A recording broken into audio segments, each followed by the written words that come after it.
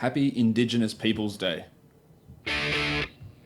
You are Locked On Fantasy Basketball, your daily podcast on fantasy basketball. Part of the Locked On Podcast Network, your team every day.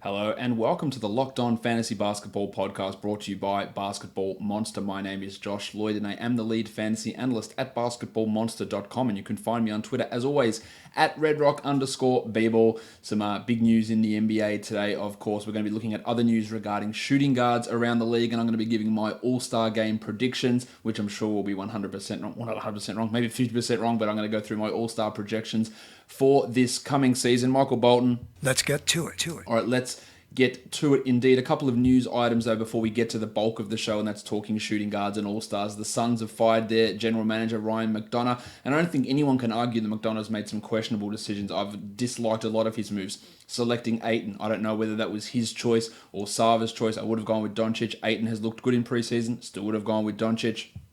The signing of Trevor Ariza didn't make a huge amount of sense. The Ryan Anderson trade, not quite sure what the purpose of that is in terms of getting D'Anthony Melton, but overall, look, I'm not sure about it. The one I was really out on, I guess, is sending that unprotected first round pick to the Philadelphia 76ers. But I guess you got to look at all this in the prism of who knows how much Sava was forcing his hands, because it appears, and the reports coming out just as I'm recording here, is that the part of the reason that Robert Sava is firing Ryan McDonough is he expected the team to be further along and expects them to be competitive in the West. And this is something that Danny LaRue says all the time over on Dunked On. The biggest competitive advantage in the NBA is ownership and understanding where you are. And if you think the Suns are going to be competitive in the West, then you are absolutely out of your mind crazy. They are just not going to be. They're going to be one of the worst 5 teams in the NBA again. And it's not due to Ryan McDonough not being able to find a point guard. They were never going to be that. And accelerating the timeline by signing Trevor Ariza, limiting the development of some of your other guys, maybe that Ryan Anderson move, again, limiting the development of some of your other guys, is absolutely nonsense. I can't get behind a lot of the moves that McDonough made. I know he's made some shit ones, some bad draft picks that haven't panned out. Alex Landragin, Bender, Marquise Chris, these things haven't panned out for him so far. The Devin Booker pick, excellent, obviously. But firing a guy because you're not going to be competitive or you haven't signed a point guard is nonsense. When, let's be honest, the best point guard on this team and the guy who should be the point guard is Devin Booker. And you can tell me all you want, he's not a point guard. He's going to be a point guard. James Harden was a point guard. That is what Devin Harden. That is what Devin Booker is going to be. And that's how you should be building around it. Put Booker, Jackson, Bridges, Warren, these guys around him. Ayton, Anderson, Ariza, whoever you've got. But Booker should be the point guard, not going out there trying to mortgage your future, which is what apparently Sava wants to do. Send out assets. We need to get aggressive and get Jimmy Butler. We need to go get a point guard. It is bullshit. It is ridiculous. And firing a guy, again, you've just let the guy hire a new head coach, make the number 1 overall draft pick, make free agent signings like Ariza, make trades like Ryan Anderson, and then you fire him before you see any of this work out. You let him acquire Mikal Bridges, Ali Okobo, and you haven't even seen how any of this works out. Firing him a week before the season starts is just another sign of dysfunction, of instability in a franchise, and you can wait until the end of the season, you can wait until January if this thing doesn't work out, but for sure, a lot of this direction is coming from Sava. He is telling McDonough, you have to make these win-now moves. You've got to win, and that is the most short-sighted, ridiculous thought process that you can have for a franchise, and it was never going to work. It will not work, and Sava is just going to look shithouse once again. That is just consistently what he does. Putting his nose in business where I know it's his team, but when he doesn't have a friggin' clue what he's trying to do, then it's just detrimental to his own investment, to the players, to his employees, to the fans, all of that stuff. And I'm not defending McDonough. I think that he has made some poor decisions and he probably should have been out a long time ago, based on some of the thought process. But I have 100% sure that Sava has had a hand in some of those decisions. And the timing of this, again, you bring in a head coach and then firing the GM that hired him before he even coaches the game is as nonsense as it gets. And the timing of this is second only to the Knicks firing Phil Jackson 1 week after they let him make the number 8 overall pick in Frank Ntilikina just after picking up his team option on the contract. That was the most ludicrous timing of firing a GM.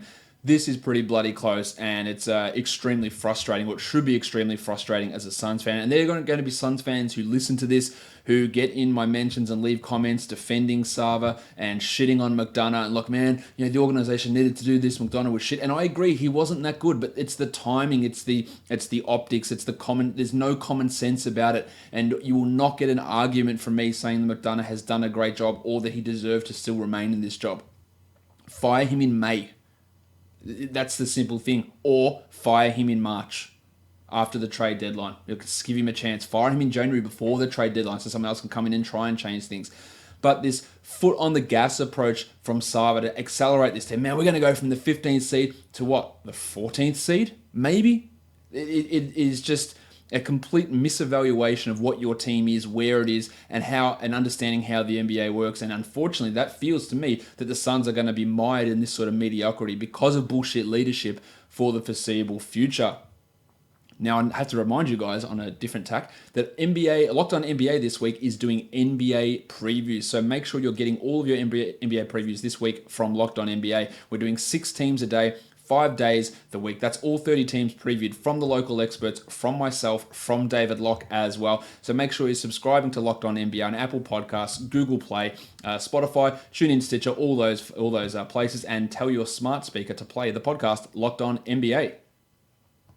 The other news that came out today, of course, was the DeJounte Murray injury. We talked about it yesterday. I feared the worst. I said it looked pretty bad. It looked a little Jabari Parker-esque in terms of a torn ACL. And I said the fact that he walked, well, I hope I said this. I feel like I said this. The fact that he walked off the court didn't mean anything. Parker walked off the court after his ACL, and I feared the worst. It was confirmed today that he tore his ACL and he will miss the season. So there's obviously a change in San Antonio. Now, we don't know if the Spurs are going to be bringing in another point guard. They very well could. There are veteran point guards around, Jameer Nelson, Mario Chalmers, Ty Lawson. Maybe one of those guys come in. But I know that the Spurs are ridiculously high on Derek White.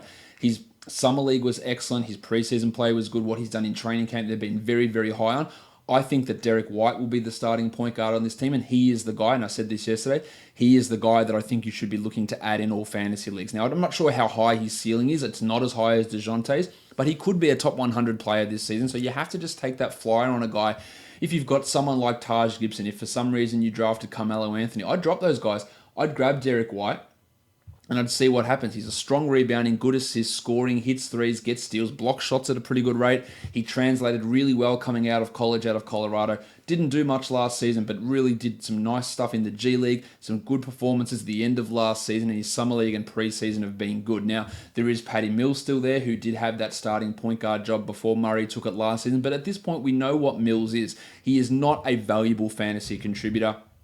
And Mills, I think, is going to be remaining in his backup role, playing more backup 1 than backup 2, which is probably what he would have been doing in that scenario. But he'll be playing some backup 1. He probably does cut into the upside of Derek White somewhat, which is a little bit annoying in that regard. But he's not a guy that I'm looking at as someone I'm super into for fantasy. I think he'll struggle to crack the top 150, even if he gets 30 minutes per game. He's a low steals, low field goal percentage, low assist, low rebound, not a high usage, high scorer. Someone who can hit threes, and that's great. He can do that. Mills' best fantasy finish was 159th 2 years ago. Last year, he played 26 minutes and was 196th. He was 343rd in per 36 fantasy value. These are all not positive things to look at. Last year, as a starter in 36 games, he played 30 minutes a game and averaged 11, 2, and 3.5. Again, not strong numbers. Under a steal per game. He had 7 blocks in 36 starts. Not good. 39% from the field. 35% from 3. 17% usage. Not someone that I'm into at all. Now, other people have been saying, what about Bryn Forbes? I don't really think Bryn Forbes is a great NBA player, and I know he's not a point guard.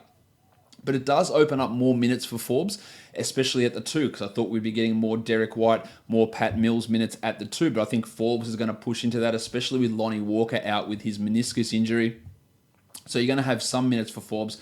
He is not going to be, in my opinion, a standard league guy, a scorer who can be inefficient at times and, again, just does a whole bunch of jack shit in the other categories. Not someone I'm looking at. Derek White is the guy. Now, a lot of other questions is, does DeMar DeRozan get a huge bump? Does Rudy Gay get a huge bump? No, I don't think they do. It's not as though DeJounte Murray was this massive high usage guy or a guy that was just dominating assists. He was going to probably average less assists than DeRozan anyway. He was a low usage guy who provided defense. Now, he was a strong rebounder, so maybe we see an increase in rebounds from Aldridge, DeRozan, Gay, Pirtle. All those guys get a bump in their rebounding rate. Not much to change their overall value, though. And in terms of usage, I don't think anything changes. It wasn't like DeRozan or Aldridge were going to be deferring to DeJounte Murray.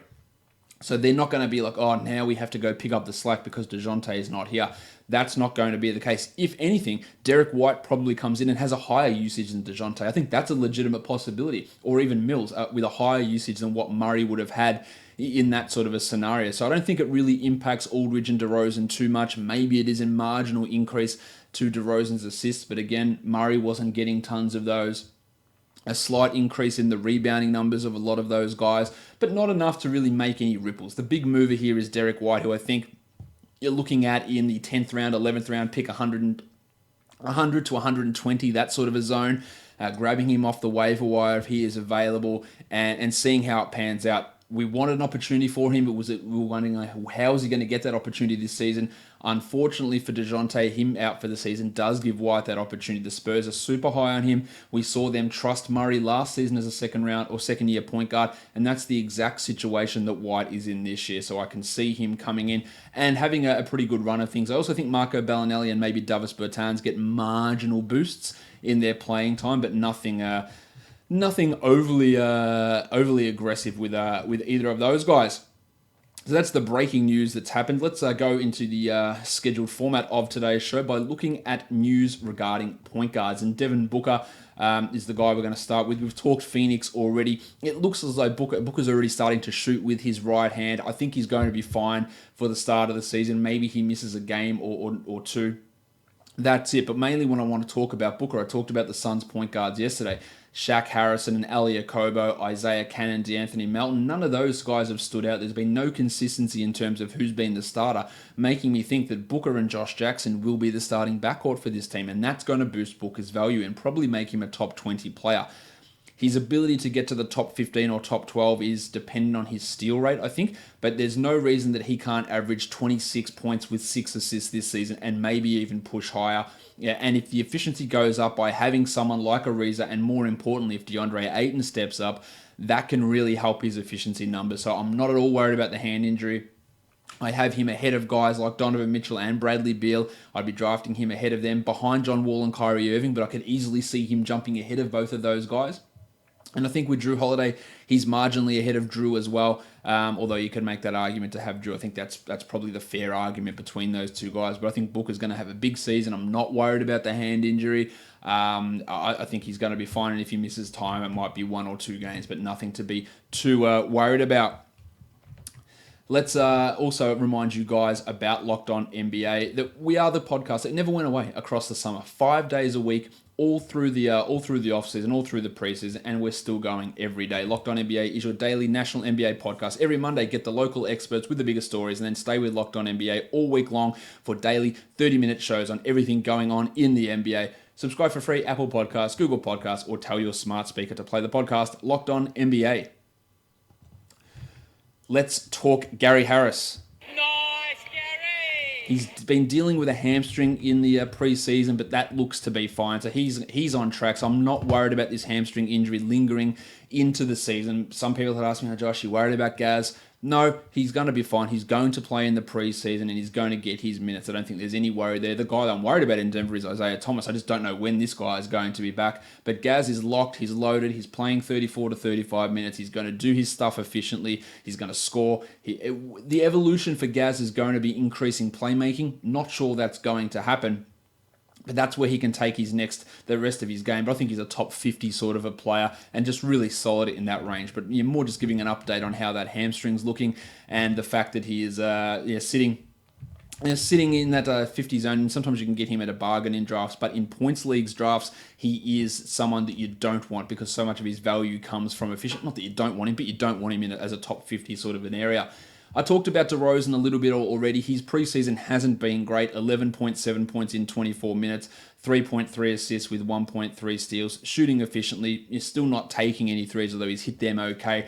I've told you, people think that he's going to jump into the top 30 this year. I don't see it. He's never been that guy before. I don't see him being that guy again this season. And the preseason hasn't made me double check my ideas or rethink my position on where DeRozan is going to be this season. So I've touched on the Spurs a lot already so far this podcast, but just wanted to mention him specifically here in this situation. Let's talk Tyreke Evans, who did make his Pacers debut a couple of days ago. I've said this a million times. I think that Tyreke is getting underdrafted in a lot of cases. People do get worried about his injury quite a bit. He's got an ADP of outside the top 100 on Yahoo. He hasn't been injured for 2 years, at least 2 years, maybe even 3 years with a knee injury. And of course, it can happen at any time, and we do always have that worry. But I think it takes 3 years for people to get that idea out of their head. Like, how many times do you ever hear people talk about Brook Lopez's foot injury anymore? You don't hear it because he's been healthy for about 3 years. If Anthony Davis plays 75 games again this year, we won't hear about Davis's injuries again. And if Tyreke can get through another full season, we won't hear about his issues this season. Same with Jrue Holiday and his leg. If he doesn't have an issue this year, we won't hear it. So it probably takes 3 years, which is probably a year and a half too long. And that gives you that zone to be able to take advantage of that. You could do that with Jrue last season. You could do it with Tyreke this season. And I think you can do it with Tyreke this season. He played 25 minutes in his preseason debut. He had 12, 6, and 3. He just accumulates stats wherever he goes. He shot terribly, 27%, but who cares? It's a one-game sample size. But the minutes, the role, the production, it is going to be there for Tyreke, and I'm all for him. I think he's going to play more than Darren Collison, as I've said now. Sharing it with Victor Oladipo is much different to sharing the ball with Andrew Harrison, so we can expect usage rate, assist rate, all that to drop. And I think his minutes are going to drop from what he did last season, but I think he's still pretty strong in that 70 to 80 type zone of a draft, whereas most places he's got an ADP of around 100 or 95, so I still think there's pretty significant value with Tyreke Evans. Jeremy Lamb of the Charlotte Hornets, I think he's pretty much locked down that starting shooting guard job there in Charlotte. I think he's a pretty solid top 100 guy with an ADP outside the top 140, so real good value there with him. He's averaging just 10 points in the preseason, but again, it's important to not just look at points and go, 10 points, that's shit. Yeah, it's shit. But it's in 23 minutes, so obviously that's not the full 36 or 30 minutes he'd probably be getting as a starter. He's averaging 15 points per 36, 5 rebounds per 36, 6 assists per 36, 1.6 blocks, and 0.5 steals. But importantly, he's shooting just 38% from the field and 30% from 3. Last year, he was 46 and 37. You get those numbers up, and then we're talking about 18, 19 points per 36. Then we're talking about 14, 15 points per 30, 31 minutes. And that is exactly what you want as a guy that you are potentially getting as a last pick who should be a top 100 guy. A solid rebounding, okay assists, steals, scoring threes, efficiency shooting guard. They're not that easy to find. Look at him as a worse scoring, better rebounding Gary Harris, I think, is a good way of looking what Jeremy Lamb can provide. And he has, I think, locked himself in as that starting shooting guard. He should be getting 28 to 31 minutes a night, and he's a really, really strong last pick in the draft, in my opinion. Let's look at Timmy Hardaway for the New York Knicks. I think his usage is going to be through the roof. I feel like he's locked in as a starter. David Fizdale apparently not confirming anyone as a starter apart from Lance Thomas, the only person he shouldn't be confirming as a starter. And I'll go on record again. I don't think Fizdale's a good coach. I don't think he's a terrible coach, but I don't think he's a good coach. We'll see how this Lance Thomas thing works out. I'm not sure that Thomas is even an NBA rotation player, let alone a starter. He does play some pretty good defense, but even at times I think that is overrated. But he is going to be locked in as the starter, according to Fizdale, which does really shit on what Mario Hezonja can do. So I think Hezonja moves from a guy who should be a top 100 guy to a player that I'm not even sure is going to play 22 minutes a night, which is pretty unfortunate. But for Hardaway, he is going to get his minutes. He is going to get his usage. He's had a usage of 31% so far in the preseason, averaging 14 points. And like Jeremy Lamb, shooting terribly. 32 from the field and 31 from 3. I think we should have learnt our lesson from last season with Hardaway is he will have some brutal field goal percentage slumps. And that killed him last season. So if he starts the season off shooting poorly, you don't go and drop him because it's going to correct. Now, he only shot 42% from the field last year. And he was at 46 the year before in Atlanta, which is good, but the 42 isn't. So expecting him around that 42, 43 mark is realistic. But if he starts off for the first 2 weeks shooting 35%, it will not stick there. And we have to have learnt our lesson from last season when he was at like 11% from 3 and 29% from the field and everyone dropped him. And then, not everyone. People who listen to this podcast hopefully didn't. Everyone else dropped him. And then we look for those numbers to bounce back. But he's going to have a large role. He's going to do almost what he did last season, but he should be pushing to 20 points per game this season. And I think he's pretty solid in the top 100 in that 80 to 90 type of an area. Zach LaVine of the Chicago Bulls, his defense looks just as shit as it was before. His preseason has not been good. He had some leg soreness, which is always a worry. Now, not knee issues, but a common ancillary effect from ACL surgery is muscle tightness in your hamstring, because they often replace the ACL with a hamstring tendon. They take it out of your hamstring, they put it in to replace the ACL, and that can cause weakness in your thigh. Now, I don't know if they used a quad tendon or a hamstring tendon with LaVine, but the fact that he did have to exit the game with a quad issue was a concern. It was only called a contusion, but I still always just have that little bit of hesitancy with a guy coming back from an ACL. Now, his preseason's been pretty good. 48% from the field. Hasn't hit a 3 yet, which is weird, but I think that'll correct itself. Over 4 so far. 15 points, 3 rebounds, 2 assists. But he lacks in so many other areas to be a top 50 guy. I don't think he'll be able to maintain that efficiency. I think he'll be significantly better than last year, where he shot 38%. And we know he's going to have a big role, but I'm not looking at him as a top 50 guy. But again, like Hardaway, like Lamb, he's strong in that later, middle to late round section of a draft. I think I'd probably have him over both of those guys, because I do think there's a little bit more upside there with Zachy. But we do have to have concerns with the efficiency, and the injuries is something that I'm not ready to. And again, I don't believe that if someone got injured and broke their hand 2 years ago, that, oh my God, they're injury prone. But when you're coming back from an ACL, other things do tie in. They are correlated. And anytime you have a leg issue, when you've had an ACL, it gives me a marginal level for concern. And we know that teams have lied about injuries in the past. He's just had a knee issue, a knee sprain, next minute ACL. Not saying that's the case here for LaVine at all, but quad contusion, it could be something a little bit more bothersome. So we'll see how that goes for him. But just wanted to update on that situation. For some reason, I've got DeRozan written in there again. I guess we really need to talk about him quite a bit.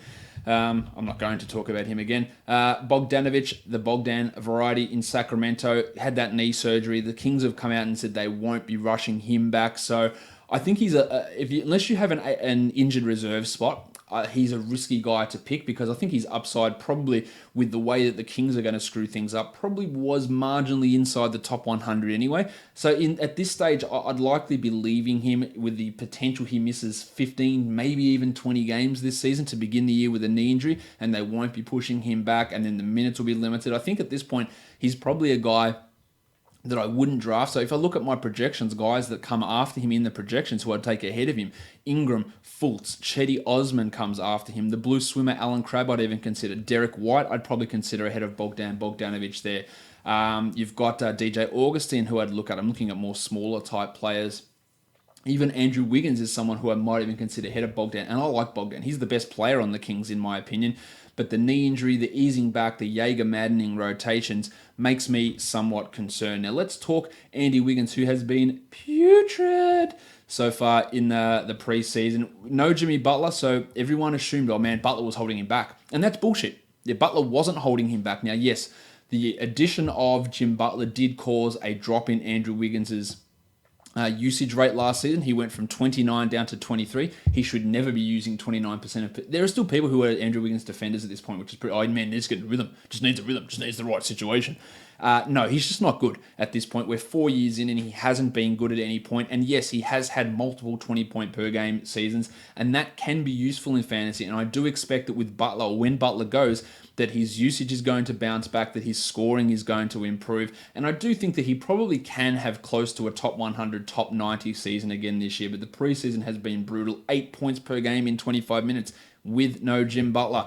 36% from the field, 54% from the line, a true shooting of 43%. This is disgusting. 29% from three. I posited that his free throw percentage dropped because of a mental issue, a lack of confidence, issues with Butler. Maybe that's still the case, or maybe his confidence is just absolutely cooked. The dysfunction in the franchise is killing him. Tom Thibodeau, screaming at his ass every single day is probably not a good thing for anybody, let alone someone who has this type of mentality that Wiggins has, and he's never going to contribute in rebounds. He's had one assist, I believe, through the preseason so far. 1 steal in 4 games. This is in 100 minutes. 1 assist and 1 steal, 2 threes, 12 rebounds and 3 blocks, while shooting as putridly as he has. He has been terrible. He is not good. I get the feeling at some point this season I'm going to make a bold statement and say that Josh Okogie is a better player than Andrew Wiggins right now. I'm not saying it yet, but man, I don't think it's going to be far off, to be honest. I think Okogie gives a better account of himself defensively.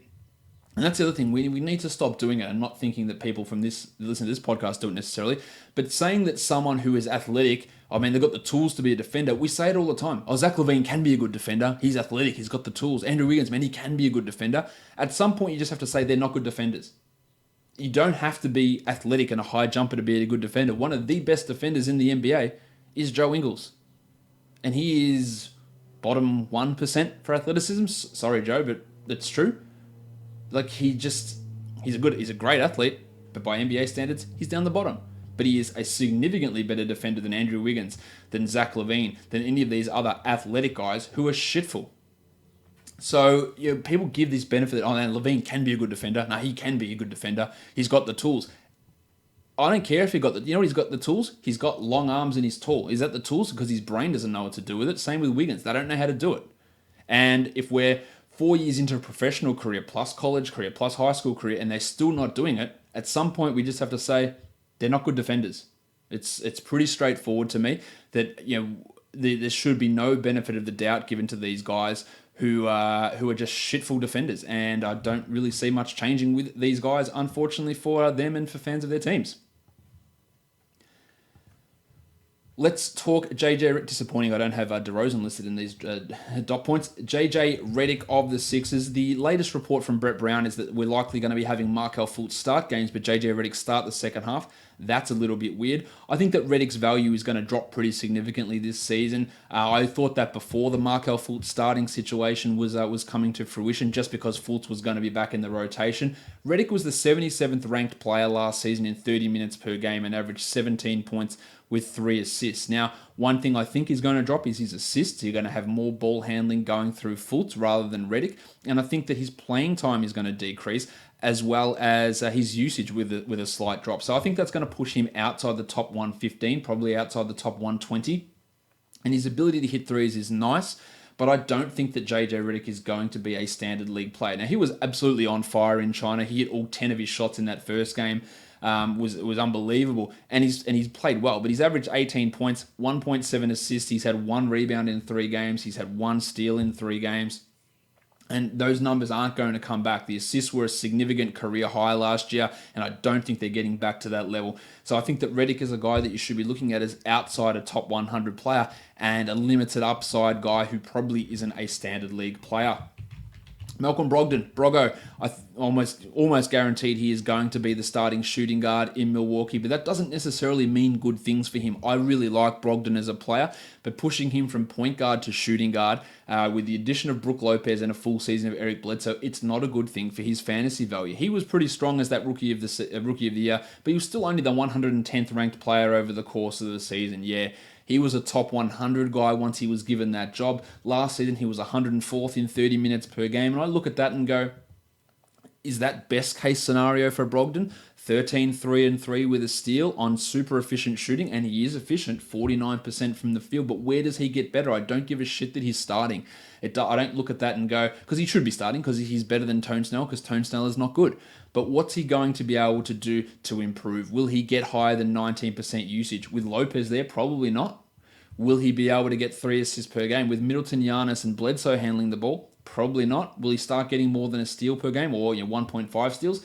That's maybe somewhere he can improve, but he hasn't shown that so far. The efficiency's nice. The free throws are nice. He doesn't get to the line enough. I just don't see any upside with Malcolm Brogdon. And when the spot where you're taking him, which is around that 120 mark, that's where I want more upside type guys. He's bloody solid. And I think he'll be bloody solid again around that 110 to 125 type of a zone all season. But do I see him ever becoming a top 70 guy? No. I would rather someone take a risk.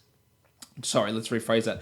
I would rather someone else grab Brogdon at 125 and me take Trey Burke at 125, because if Burke works out and is the starter, then he is a top 80 player. I would rather take Derek White there, because if White hits and plays 30 minutes and comes along, then maybe he is a top 80 player. If I take Brogdon there, then his floor is fine, but there are going to be 50, 40, 60 guys come off the waiver wire who provide standard league value for big chunks of the season, and that's with the value that I get, because if that guy that I pick there, if I pick Trey Burke and he loses a starting job and Frank Ntilikina gets it, then I drop Burke and I grab one of those 40 to 50 guys who come off the waiver wire who can fill in that role, whereas I'm just sitting with Brogdon, just plodding along, giving me 13, 3, and 3 and not helping. And if worse comes to worse and I can't find a waiver wire guy, I can go find someone like Brogdon on the wire and give me 13, 3, 3, or I can stream their position in and actually exceed those numbers. So that is why when I'm talking about 12-team leagues, those last 2 to 3 picks, I want upside. I don't want Taj Gibson in his limited ceiling. I don't want JJ Redick. I don't want Malcolm Brogdon. I want someone who can push into the top 80, into the top 70 if all works out. And then if it doesn't, then I make moves aside from that. Now, there are some times where, I just really need these stats. I can get that. But a lot of the times I'm just not targeting Brogdon, even though he is going to be named as a starter. Jaylen Brown, a guy that continues to get drafted too high for me, 107 at the moment for Jaylen on Yahoo. I'm just not feeling it. He is going to start where we're pretty sure in Boston. I don't see there being any reason to change that. But with the return of Hayward and Irving, they're healthy. Jason Tatum, Al Horford. What's Jaylen going to be able to do? His preseason hasn't been that good. 11 points in 21 minutes. Still a lack of steals and blocks and assists and low rebounds. Not hitting threes at a high volume. The free throw percentage in the real positive here, I think the fact that he shot 80% in the limited time is good, and he did shoot 75% in the final 3 months of last season, which was a big reason why his overall rank was down last season because of the shitful free throw percentage. And if he gets that up, then he can improve. But I just worry about him in producing those peripheral numbers, which are very Andrew Wiggins-like. And again, Andrew Wiggins is on the waiver wire in many 12-team leagues, but people will grab onto Jaylen Brown as if he's the savior of their fantasy team, and their stats, they're not that much different. They're honestly, I don't have the comparison in front of me, but they're pretty bloody close, yet the opinions on those two guys are just absolutely wildly different. Let's talk about the Lakers starting shooting guard. Josh the Hitman Hart has been starting. He actually just tweaked his hamstring today, so hopefully that's okay, versus Kentavious Caldwell-Pope. Now, I think KCP is a low ceiling guy. It's a Brogdon, Redick, Taj Gibson type of a situation. Yeah, he had a pretty strong year last year, KCP. He was a top 100 guy.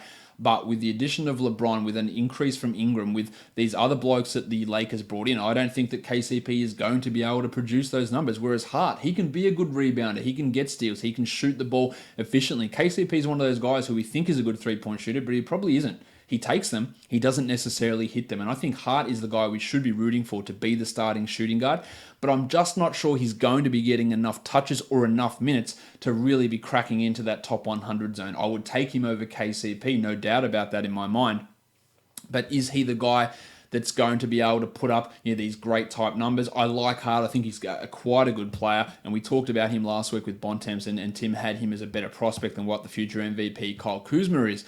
But I think the Hitman, there is a limit as to what he can do, especially if KCP is around. They're not going to come out and give Hart 34 a night, I don't believe. And that's going to put somewhat of a ceiling on what he can do this season. But he has started a couple of preseason games. The hamstring issue does put a little bit of a handbrake on what he's able to do is starting the season. Hopefully it doesn't cost him any time, but we'll have to wait and see. He's averaged almost 12, 4, and 2 with a steal and a block, or close to a steal and a block. Some troubles with the free throw percentage, which actually bothered him last year as well, just a 70% free throw guy. And at the end of last season, the last 2 months, he was the 69th ranked player. Giggity! Averaging 15, 7, and 2 with a steal and 2 threes. But that came on pretty significant rebound numbers and those 33 minutes per night, which I think might be tough for him to get back to, but I feel more confident in him getting to that level than I do with Kentavious Caldwell-Pope getting to that level. I referenced Josh Jackson already when we're talking about the Suns, but he has had some interesting moments in the preseason so far. I think he will be the starting shooting guard at least while Booker's out and should retain that spot. His preseason, he's played 3 games, 34 minutes a night, so they're obviously heavily investing there. 12 points, 5 rebounds, and the 5 assists is really interesting. Now, that'll go down when Booker comes back. He's had a steal and a block, but the shit shooting Josh Jackson is back. 36% from the field, 13% from 3. on 5 attempts per game and 50% from the line. So he is an absolute disaster there. He was a disaster in Summer League. He was a disaster last season with his shot selection and his ability to hit shots, and I don't think it's getting any better. It's part of the problem when I look at guys, and you can be bad shooters, but if you don't realize you're a bad shooter and you don't realize you're taking bad shots, that is a real concern. I think that Jackson is much better. I know that Jackson is much better in points leagues than he is in category leagues because he's not obliterating your percentages there. I think he's still worthwhile taking with a last pick, a higher upside type of guy, but I have very limited faith in Jackson long-term as a player. I'm just not sure that his ability to succeed offensively, I just don't think it's there because he takes dumb shots and can't hit them. And that's an offense killing type situation. He's got to be reined in. He's got to rein himself in. The passing has been real impressive. I think those assist numbers do drop though when Booker comes back, but he's been impressive in that area. So I would have a look at him. But yeah, he hasn't been someone that I've gone, man, I was totally wrong on my evaluation on him because he's still doing the same dumb shit that he was doing in Summer League or he was doing last season as a rookie. Let's transition now to look at all-star selections for this coming season. This is who I think at this point, maybe it's a little bit of who I hope as well will be an all-star as we head into the 2018-19 season. Feel free to keep track of these and let me know I'm wrong when the all-star rosters are announced in January. Let's go to the West. I believe the starters will be Jim Harden, Steph Curry, Tone Davis, Kevin Durant, and LeBron James. I don't think there's much to argue there. Obviously, I can't predict if guys are going to get injured or not, which would change a few things over, but that's how I see the starters playing out. Then with the bench, they pick 2 guards. This is the coaches: 2 guards, 3 forwards, and 2 utility spots. I've got Russell Westbrook and Damian Lillard is the two guards off the bench. And I must preface this by saying I did these all-star teams under the assumption that Jimmy Butler is getting traded to Miami. That's my assumption. Could be wrong, but that's how I did it. Westbrook and Lillard as your reserve guards. Karl Anthony Towns and Nikola Jokic and Paul George as your reserve front court players. And then utility, I went with 2 Jazz guys. Maybe that's me being a little bit optimistic, but as you saw in yesterday's show, I think the Jazz are pushing for a 3 seed in the Western Conference. So I've got the Donovan Mitchell and Rudy Gobert taking those utility spots in the Western Conference. In the East, my starters are Kyrie Irving and Jimmy Butler. Jimmy Butler, again, I'm assuming he's back in the East with the Miami Heat. And with the forwards, Giannis Antetokounmpo, the fun guy Kawhi Leonard. I'm a fun guy.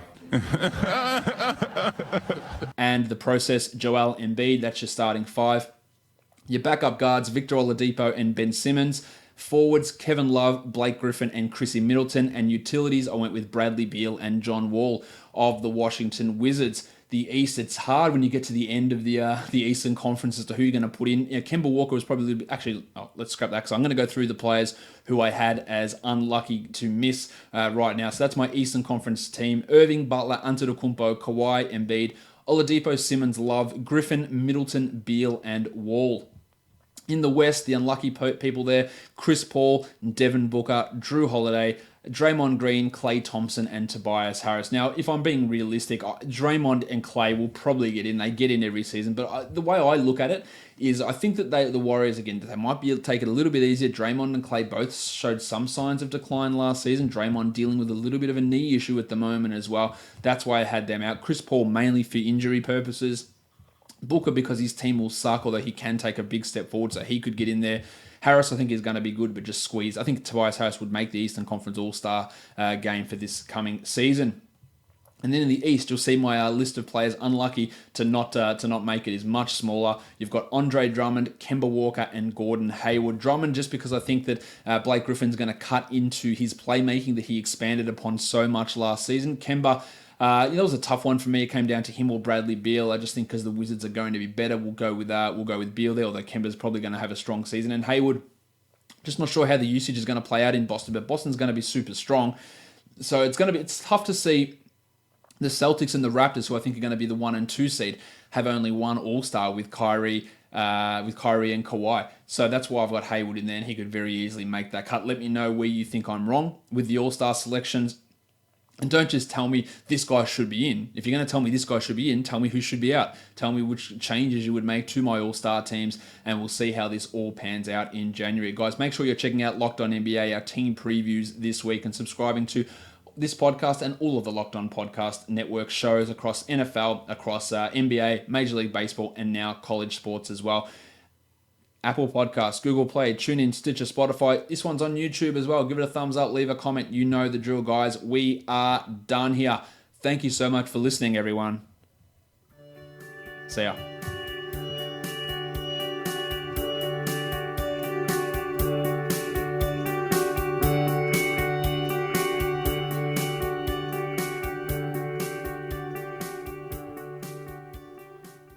Garrett Temple.